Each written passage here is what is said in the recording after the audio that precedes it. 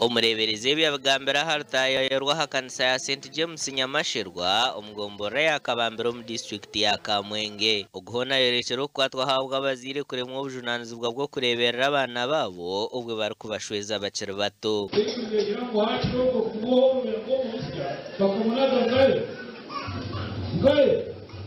abazire muhurire hacu bakubonye ngo musaba kunagaza shira kuretera umwana ukuretse kugira ngo ndakukunda kukira shona nyoko obwe no kukwita mwahurira mwerinde simero yazbira misho kindi kumanyeri hanga ko kuturarikire ruhanga ni waratugirire mbabazi akaturindira abana ebiro bikuru byahika mwishiro mu kihumure muze mu makaganyu mutekane mukorera abazire banye mirimo ahabwe ntasiya y'abantu umureberezi ryasingura shabera abantu kwinjira ntasiya bitutari kwinjira enda nko kutwire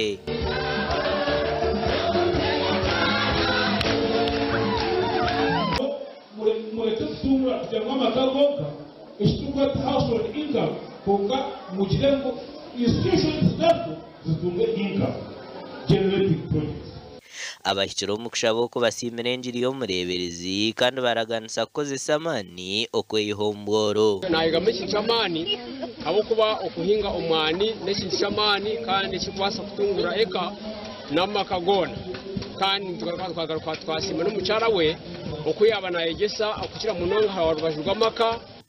Gashakwa Anthony Twine